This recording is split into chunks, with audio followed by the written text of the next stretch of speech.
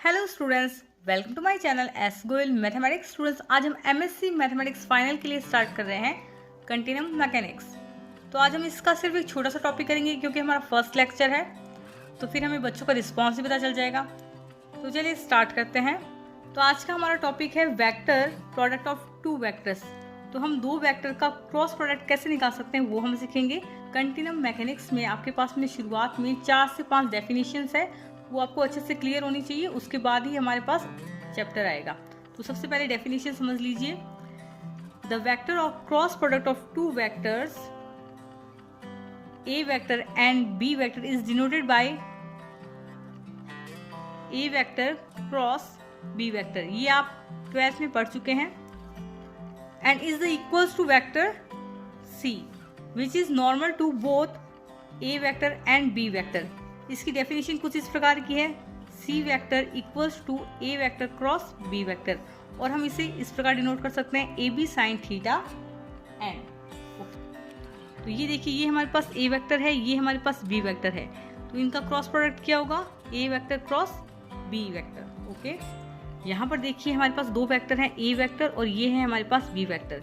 इन दोनों का cross product हमारे पास क्या है, सी वेक्टर। सिंपल। ओके, और इसको हम इस प्रकार भी डिनोट कर सकते हैं। ये हमारे पास है E1 वेक्टर, ये हमारे पास है E2 वेक्टर, ये है हमारे पास E3 वेक्टर। फिर आपके पास में आएगा A1 A2 A3 B1 B2 B3 mode में है ये। ओके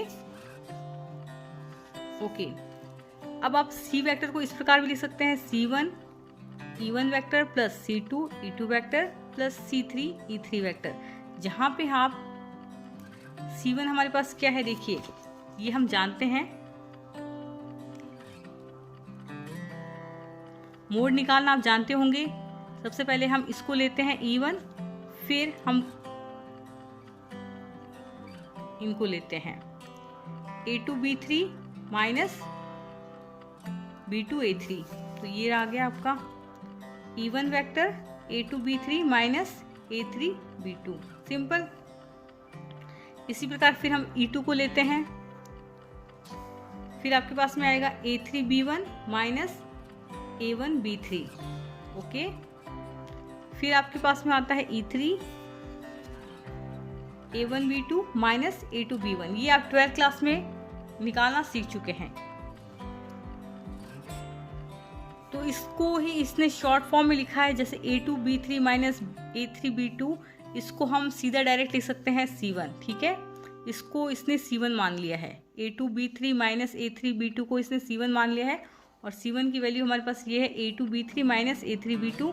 ये हमारे पास C2 की वैल्यू हो जाएगी, और ये हमारी C3 की वैल्यू हो जाएगी। और ये हमने A vector and B vector को इंडेक्स नोटेशन में एक्सप्रेस किया है। स्टूडेंट्स, यदि हम A vector and B vector को इंडेक्स नोटेशन में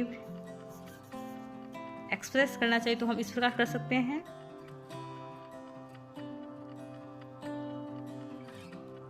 एप्सिलॉन का कॉन्सेप्ट आप एमएससी प्रीवियस में पढ़ चुके हैं, लेकिन फिर भी आपको बता देते हैं। स्टूडेंट्स, यदि यहाँ पर हमारे पास एप्सिलॉन में आई जे की वैल्यू इवन परम्यूटेशन में है तो हमारे पास क्या आएगा, 1।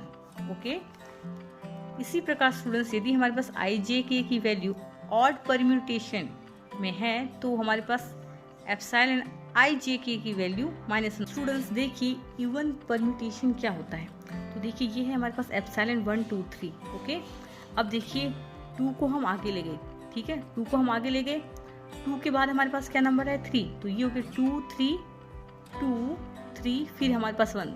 देखिए 2 आ गया पहले, इसके बाद हमारे पास क्या है, 3 के बाद हमारे पास कौन सा नंबर है, 1। ठीक है, फिर हम आगे लेके गए 3 को, 3 के बाद हमारे पास कौन सा नंबर है, 1। 3 1 और 1 के बाद हमारे पास क्या हो गया, 2। ठीक है, ये हो गया इवन परम्यूटेशन। फिर हमारे पास है ऑड परम्यूटेशन। तो यहाँ पर देखिए इन दोनों को देखिए, यहाँ पर हमारे पास 1 फिक्स है, यहाँ पर 2 3 है, यहाँ पर हमारे पास क्या है, 3 2। ये देखिए 2 3 1 को हमने क्या लिख दिया, 1 3। ठीक है, और ये हमारे पास यहाँ पर 3 फिक्स है, 1 2 को हमने यहाँ लिखा हुआ है 2 1। ठीक है, इसी प्रकार हमारे पास लास्ट में है कि यदि आई जे के कोई भी परम्यूटेशन फॉलो नहीं करते तो वो क्या हो जाएगा, 0 हो जाएगा। ठीक है, तो ये होगी हमारे पास लास्ट कंडीशन। तो आज हम इतना ही पढ़ेंगे। तो ये हमारा फर्स्ट लेक्चर है कंटिन्यूम का। आपको कोई डाउट हो तो आप मुझे कमेंट बॉक्स में पूछ सकते हैं। Thank you.